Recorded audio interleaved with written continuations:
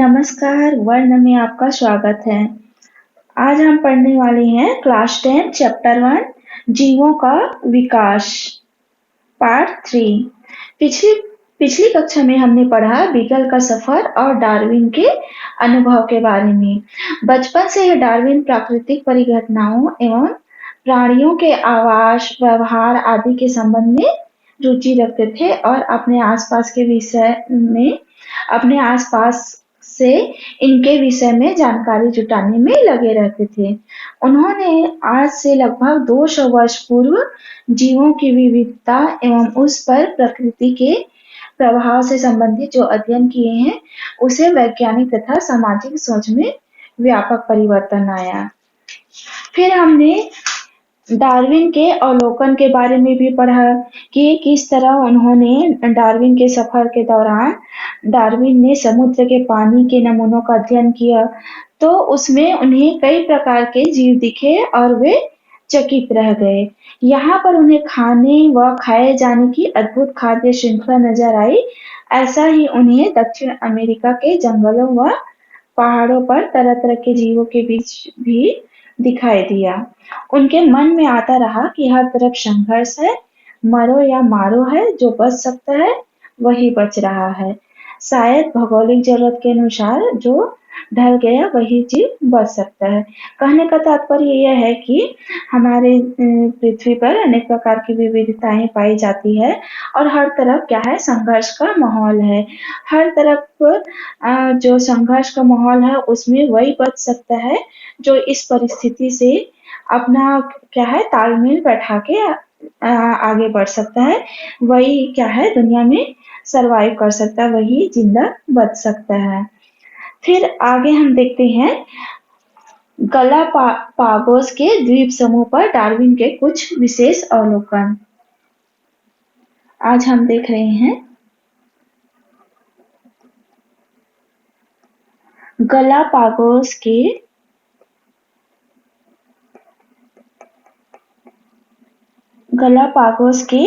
द्वीप समूह पर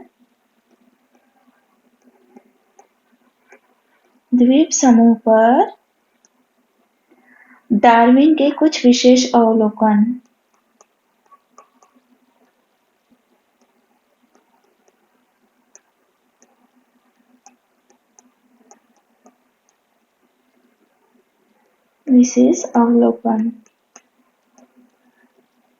चलिए देखते हैं कि जो डार्विन महोदय हैं, उन्होंने गलापागोस के जो द्वीप समूह है वहां पे क्या क्या अवलोकन किया है, क्या क्या उन्होंने वहां पे देखा है। दक्षिण अमेरिका के इक्वेडोर नामक देश के पास स्थित है क्या, गलापागोस टापुओं पर जो बीगल पहुंचा तो डार्विन को व्यापक अध्ययन करने का मौका मिला। जो गलापागोस टापू पर जब बीगल पहुंचा तो डार्विन को क्या है, व्यापक अध्ययन करने का मौका मिला। टापुओं के इस समूह में कई छोटे बड़े टापू हैं जो किससे बना हुआ है, ज्वालामुखी लावा से बना हुआ है। जो गलापागोस का जो टापू है और ऐसे कई टापू है के छोटे छोटे समूह है जो क्या है, ज्वालामुखी लावा से बनी है। गलापागोस के टापुओं के कैक्टस तथा अन्य पौधे, छिपकली, पक्षी, कछुए, वर्मी आदि का डार्विन ने अध्ययन किया। तो डार्विन ने किन किन चीजों का अध्ययन किया गलापागोस के टापुओं में?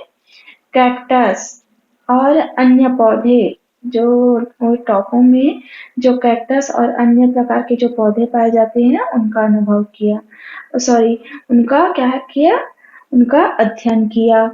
छिपकली पर अध्ययन किया, पक्षी और कछुए पर अध्ययन किया, वहां पर पाए जाने वाले वर्मी उनका अध्ययन किया।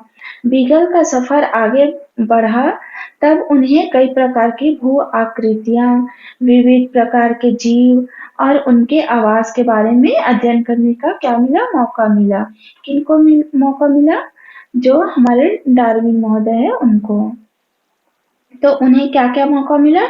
वहां पर कई प्रकार की जो भू आकृतियां हैं और विविध प्रकार के जो जीव जंतु हैं उनके आवास के बारे में, जहाँ पे जो विभिन्न प्रकार के जीव जंतु जहाँ निवास करते हैं, तो उनके आवास के बारे में अध्ययन करने का मौका मिला। उन्होंने मुख्य रूप से यहाँ बीगल के पूरे सफर के दौरान जीवों के रंग, उनका आकार, उनका भोजन, उनका आवास आदि संबंधी कई तथ्यों व प्रमाणों को जुटाया। उनका सूक्ष्म अवलोकन किया एवं तर्क के आधार पर कई बातों को समझने की कोशिश की। जो हमारे डार्विन महोदय हैं, वो कहाँ जा पहुंचे अध्ययन करते करते? गैलापागोस द्वीप समूह, जो कहाँ पर है? इक्वाडोर के गैलापागोस प्रांत का निर्माण करते हैं। साथ ही यह देश की राष्ट्रीय उद्यान प्रणाली का हिस्सा है। कौन? गैलापागोस जो द्वीप समूह है वो राष्ट्रीय उद्यान प्रणाली का हिस्सा है। इस द्वीप की प्रमुख भाषा क्या है? इस द्वीप की प्रमुख भाषा स्पेनिश है। इस द्वीप की प्रमुख भाषा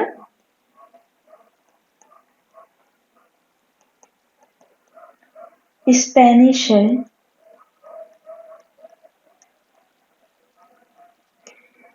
इस द्वीपों की जनसंख्या 40,000 के आसपास है। और इस द्वीपों की जनसंख्या कितनी है? वहां पर उस गैलापागोस जो द्वीप समूह है, वहां पर जनसंख्या 40,000 के आसपास है।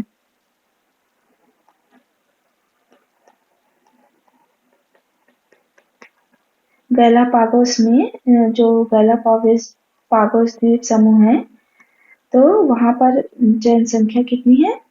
40,000 के आसपास।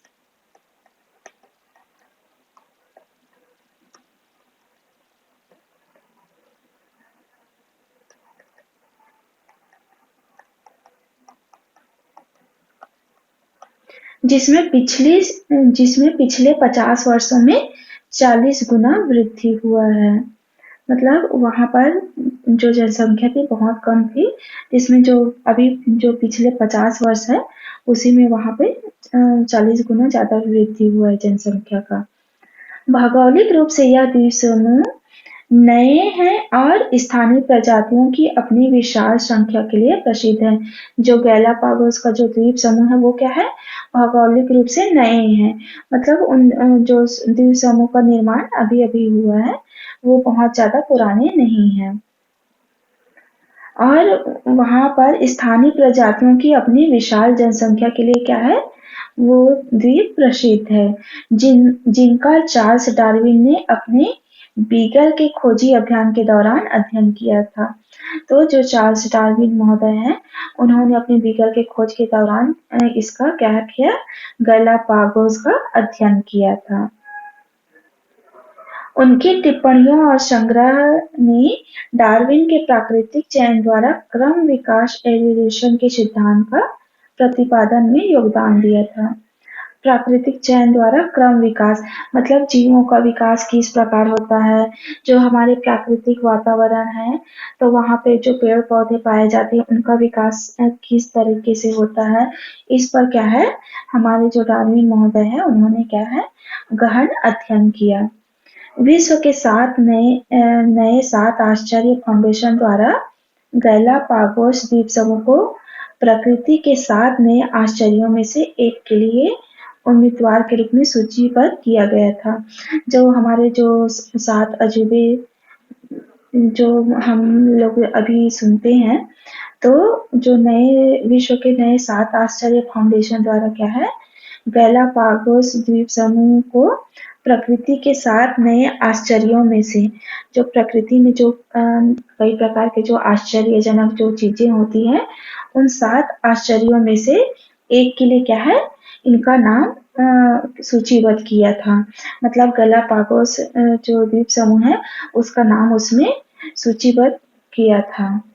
फरवरी 2009 तक द्वीप की श्रेणी समूह बी में द्वीप समूह की वरीयता प्रथम थी। जो 2009 में जो द्वीप समूह थी गैलापागोस की, उसकी श्रेणी क्या है समूह बी में थी, लेकिन वही फिर क्या है वहां पे द्वीप समूह की वरीयता प्रथम में आ गई। वो जो बी श्रेणी से उठकर वो प्रथम श्रेणी में आ गई। साधनाएं आश्चर्यों के मामले में। गैलापागो जो पुरानी स्पेनिश का एक शब्द है, जो गैलापागो है वो क्या है? गैलापागो, गैलापागो।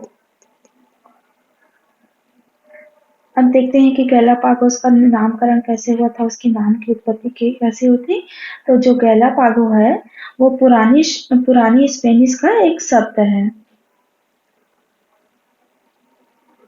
पुरानी स्पेनिश का एक शब्द है।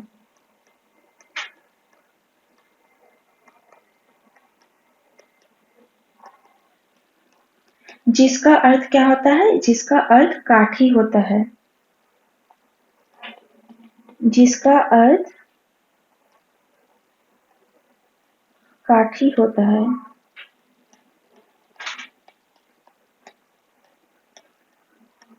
गैलापागोस के कुछ द्वीपों पर बड़ा गैलापागोस कछुआ पाया जाता है। जो गैलापागोस है वहाँ के जो द्वीप समूह पर क्या है? गैलापागोस नाम का कछुआ भी पाया जाता है, जिसका कवच एक पुरानी स्पेनिश काठी जैसा लगता था। जिसका जो ऊपरी आवरण है, जो उसका कवच होता है ना कछुए के ऊपर में, तो जो उसका वो जो कवच है वो कैसा था? पुरानी स्पेनिश काठी जैसा लगता था। इसलिए इन द्वीप समूहों का नाम क्या है? गैलापागोस पड़ गया। जो द्वीप समूह है उसका नाम क्या पड़ गया? गैलापागोस पड़ गया। आप तो जानते ही हैं जो हमारे आसपास में मतलब जो चीजें होती हैं उसी के आधार पर क्या है नामकरण किया जाता है। जगह का भी जगह का इम्पोर्टेंस भी बढ़ जाता है, और कोई भी पॉपुलर चीज होती है, जो कोई भी प्रसिद्ध चीज है, तो उस एरिया का प्रसिद्ध चीज के नाम से उस एरिया का नाम भी पड़ जाता है। तो वहां पर गैलापागोस में क्या है? गैलापागोस नाम का कछुआ पाया जाता था, जिसका जो है कवच एक पुरानी स्पेनिश काठी जैसा लगता था। इसलिए इन द्वीप समूह का नाम क्या पड़ा? गैलापागोस पड़ गया। यह कछुआ का एक अद्वितीय जानवर है। जो यह कछुआ है वो क्या है? एक अद्वितीय जानवर है, और सिर्फ गैलापागोस द्वीप समूह पर ही मिलता है। जो गैलापागोस नाम का जो कछुआ है वो क्या है? अद्वितीय जानवर है। वो कहीं और नहीं मिलता है, बल्कि कहाँ मिलता है? वो सिर्फ गैलापागोस द्वीप समूह पर मिलता है। इतना होने पर भी सभी 13 प्रमुख द्वीपों पर इनकी कुल संख्या लगभग 200 ही है। मतलब वहां पर क्या है? बहुत ज्यादा जनसंख्या नहीं है। वहां पर 13 प्रमुख द्वीप हैं, जिन पर क्या है इनकी कुल संख्या, जो गैलापागोस जो कछुआ है उनकी कुल संख्या मात्र 200 है। 200 मात्र। 13 प्रमुख द्वीपों पर इनकी कुल संख्या कितनी है? लगभग 200 ही है। बहुत ज्यादा वहां इनकी भी संख्या नहीं है। इन द्वीपों का पहला कवच जो है वो चार्ट जलदस्यु एम्ब्रोस काउलिन द्वारा 1684 में तैयार किया गया था। इन जो द्वीप है उनका जो पहला कवच है नौहन चार्ट, जिसको जलदस्यु एम्ब्रोस काउली द्वारा 1684 में तैयार किया गया था। उसने ज्यादातर द्वीपों के नाम अपने साथ ही समुद्री डाकुओं और उन कुछ अंग्रेज सज्जनों के नाम पर रखे थे, जिन्होंने निजी पोतों के कप्तानों के हित के लिए काम किया था। जो जलदस्यु है, जो वहाँ क्या बोला जाए, समुद्री डाकू जो है एम्ब्रोस काउली द्वारा जो है 1684 में तैयार किया था। उसने ज्यादातर द्वीपों का नाम किसके नाम पर रखा? अपने साथी समुद्री डाकुओं और कुछ अंग्रेजी जो सज्जन हैं उनके नाम पर रखे थे, जिन्होंने निजी पोतों के कप्तानों के हित के लिए थोड़ा जो अच्छा काम किया था। अभी जो हाल ही में इक्वाडोर सरकार ने अधिकतर द्वीपों को स्पेनिश नाम दिए हैं, जबकि स्पेनिश नाम क्या है? आधिकारिक है। फिर भी कई प्रयोक्ता जो है, जो पारिस्थितिक शोधकर्ता लोग हैं, वो क्या है पुराने अंग्रेजी नामों का ही प्रयोग करते हैं। वह नाम जिन्हें चार्ल्स डार्विन की यात्रा के दौरान उपयोग किया गया था। तो देखा आपने गैलापागोस द्वीप समूह के बारे में मेरे ख्याल से आपको काफ़ी अच्छी जानकारी प्राप्त हो गई होगी। जो गैलापागोस द्वीप समूह की खोज संयोग से कब हुआ था? 10 मार्च 1535 को उस समय हुई थी जब धार्मिक डोमिनिकन फ्रे टॉमस डी बलंगा जो उस समय पनामा के बिशप थे और उनका जो जहाज है वो क्या है समुद्री तूफान में भटक कर इन द्वीप में जो है आ पहुंचा था। उस समय स्पेन के राजा कौन थे? चार्ल्स पंचम के आदेश पर मतलब जो चार्ल्स पंचम थे वो जो है उस समय स्पेन के राजा थे और उनके आदेश पर इंका साम्राज्य की विजय के बाद फ्रांसिस्को पिजारो और उसके मात हतों के बीच के बाद उपजे एक विवाद के समाधान के लिए पेरू की यात्रा पर जा रहे थे। तो जो गैलापागोस के बारे में अब देखते हैं हम दक्षिण अमेरिका के क्या है इक्वेडोर नामक देश के पास स्थित है गैलापागोस जो टापुओं पर बीगल पहुंचा तो क्या है जो गैलापागोस के जो टापू है वहां पर जब बीगल पहुंचा तो डार्विन को व्यापक अध्ययन करने का क्या है उनको मौका मिल गया। टापुओं के इस समूह में कई छोटे बड़े जो टापू हैं जो किससे बने हुए थे जो छोटे बड़े टापू हैं वो ज्वालामुखी से बने हुए थे।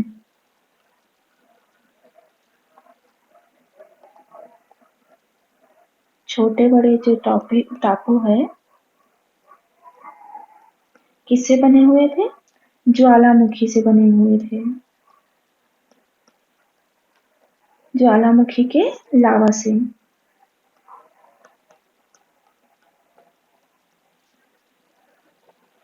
गैलापागोस के आसपास जो छोटे बड़े टापू हैं वो क्या है ज्वालामुखी के लावा से बने हुए थे और गैलापागोस के टापुओं के पास क्या है कैक्टस तथा अन्य पौधे छिपकली पक्षी कछुए वर्मी जो आर्माडिलो के नाम से भी जाना जाता है आदि का डार्विन ने अध्ययन किया। तो डार्विन महोदय ने किन किन चीजों का अध्ययन किया? वहां पर जो टापू में पाए जाने वाले कैक्टस हैं उनका अध्ययन किया और साथ ही साथ अन्य जो पौधे हैं उनका अध्ययन किया छिपकली पक्षी कछुए और जो वर्मी होते हैं उनका क्या है अध्ययन किया। बीगल का सफर आगे बढ़ा तब उन्हें कई प्रकार की भू आकृतियां वहां पे देखने को मिली किनको जो जब डार्विन महोदय ने इन सब कछुए और पक्षी छिपकली पेड़ पौधे का जब अध्ययन किया और उनका जो बीगल का सफर है वो आगे बढ़ा तो उन्हें क्या है वहां पर कई प्रकार की भू आकृतियां और विविध प्रकार के जीव और उनके आवास के बारे में अध्ययन करने का मौका मिला। उन्होंने जैसे जैसे अध्ययन किया तो पहले तो जीव जंतु और क्या है कैक्टस और अन्य प्लांट के ऊपर अध्ययन किया फिर अध्ययन करते करते उनको क्या मिला उनके जो जीव जंतु हैं उनके आवास के बारे में जानने का मौका मिला। वहां पे अनेक प्रकार की जो भू आकृतियां हैं जिसमें बिल बनाकर जो विभिन्न प्रकार के जीव जंतु लोग रहते हैं उनके बारे में जानने का उनको अवसर प्राप्त हुआ। उन्होंने मुख्य रूप से यहाँ तथा बीगल के पूरे सफर के दौरान जीवों के जो रंग हैं उनका जो आकार है उनका जो भोजन है भोजन के साथ साथ उनका आवास आदि संबंधी कई जो है तथ्य व प्रमाणों को जुटाया। जो डार्विन महोदय हैं उन्होंने क्या है धीरे धीरे अध्ययन करते हुए जो पेड़ पौधे हैं और जो जीव जंतु हैं उनके पहले तो उनके क्या है प्राकृतिक जो आवास है उनके जो आवास हैं जहाँ पे वो लोग निवास करते हैं उनके बारे में जानकारी अध्ययन किया। फिर उन्होंने जो वहाँ के टापुओं के कैक्टस और छिपकली पक्षी कछुए इनके क्या है रंग रूप और उनका आकार उनका भोजन कि वो लोग कैसे रंग के दिखते हैं उनका रंग क्या है उनका आकार क्या है वो लोग क्या क्या भोजन के रूप में क्या क्या खाते हैं इन सब छोटे छोटे चीजों में क्या है डार्विन महोदय ने बहुत गहन अध्ययन किया और साथ ही साथ उनके आवास आदि संबंधी कई तथ्यों व प्रमाणों को जुटाया। उनका सूक्ष्म अवलोकन किया। उनका क्या किया? उनका सूक्ष्म अवलोकन किया।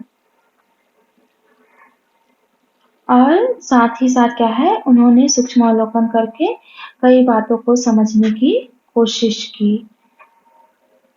जैसा कि आप चित्र में देख रहे हैं, गलापागोस पर जो गोहटा जैसा जीव जो 60 से 100 सेंटीमीटर है, और दूसरा है हंस जैसा बूबी नामक पक्षी, तीसरा है कैक्टस कैक्टस जो 600 से 700 सेंटीमीटर है, फिंच और कछुआ। आपको यहाँ पे चित्र में दिख ही रहा है कि गलापागोस में पाए जाने वाले जो जीव जंतु हैं वो कैसे दिख रहे हैं।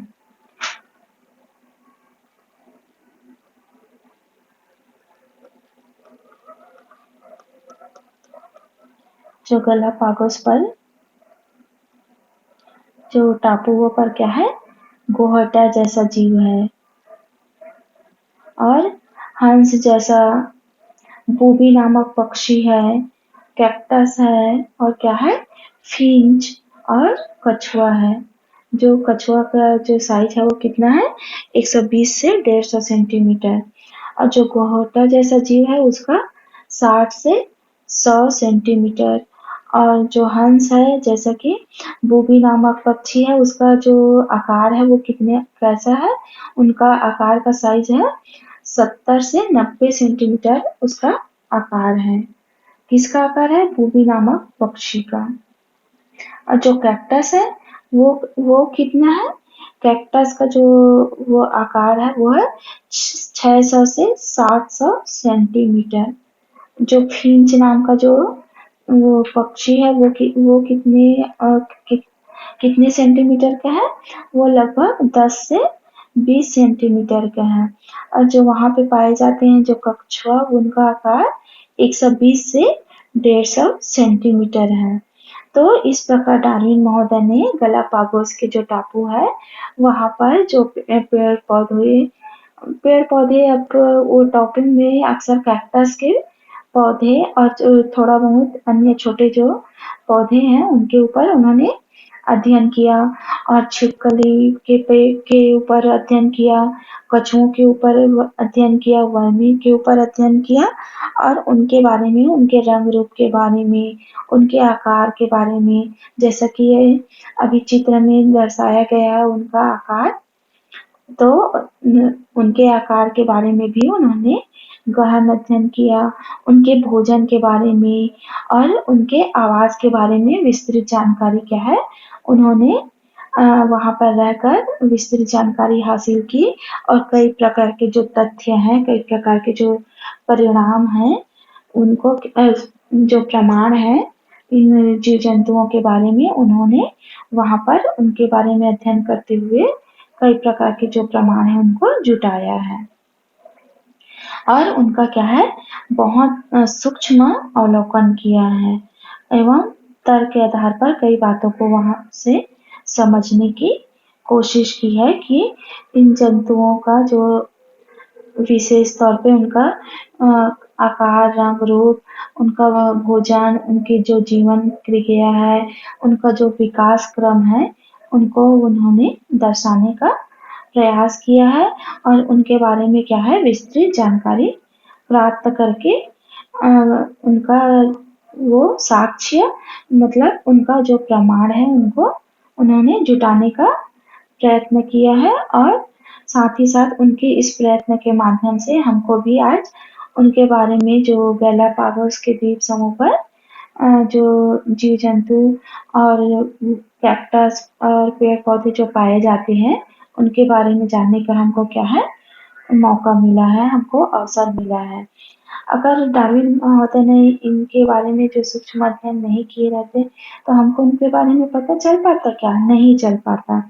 इस प्रकार उनके अध्ययन के वजह से आज हम क्या है, उनके बारे में जो द्वीप समूह में पाए जाने वाले जो जीव जंतु हैं उनके बारे में आज जानने और समझने में हम लोग सफल हुए हैं। हमको पता चला है कि गैलापागोस के द्वीप समूह में किस प्रकार के जो जीवन श्रृंखला है वो चलती है, जो जीवों का जो विकास क्रम है वो किस तरीके से आगे बढ़ता है। तो आज हमने गैलापागोस के द्वीप समूह पर डार्विन के जो कुछ विशेष अवलोकन जो उन्होंने किए हैं उनके बारे में जानकारी प्राप्त की। तो हम अगली कक्षा में पढ़ेंगे विविधता, तथ्य और प्रमाण। तो बच्चों आज के लिए इतना ही। धन्यवाद।